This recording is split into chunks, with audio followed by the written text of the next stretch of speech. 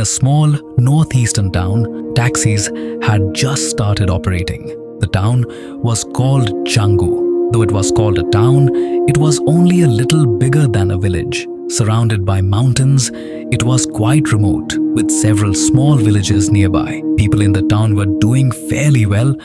So many taxi drivers were willing to work night shifts, especially for trips to the railway station. They didn't charge by distance, but by trip, and each ride could earn a good amount. There was a driver named Master Wang who loved working nights. He slept during the day and depended on night rides to make money. One night, after dropping off his last passengers at the station, he saw there were no more trains arriving, so he decided to head home. On his way back, he noticed a group of people by the roadside waving at him desperately and shouting for him to stop.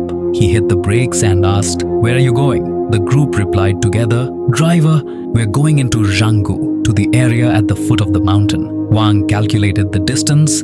It was quite far and he could charge more. But then he hesitated when he saw there were 6 people. "There are 6 of you. My car can't fit that many," he said. It was freezing cold that night, with icy winds cutting through the air. The 6 people pleaded, "Driver, please help us.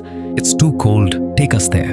We'll pay you extra. 50. Wang waved his hand. 50 isn't enough. It's far, and with so many people. What if something happens in this cold? I can't do it." They immediately raised the price. "Then we'll give you 100. Back then, 100 yuan was a lot of money. Wang was tempted. Thinking it was worth several trips, he gritted his teeth and said, "All right, get in and squeeze." Strangely, when all 6 got into the car, although it looked full, it didn't feel crowded. 1 sat in the front and somehow 5 managed to sit in the back. Wang didn't think much of it. He stepped on the gas and drove toward the mountain area of Zhanggou. Along the way, the 6 passengers remained completely silent. No one spoke. The atmosphere felt strange, but Wang didn't dare ask anything. As they neared the destination, the group suddenly urged him, "Driver, go faster, faster. We must arrive before 12:08. Wang was puzzled. "You're just visiting someone, not catching a train. Why the hurry?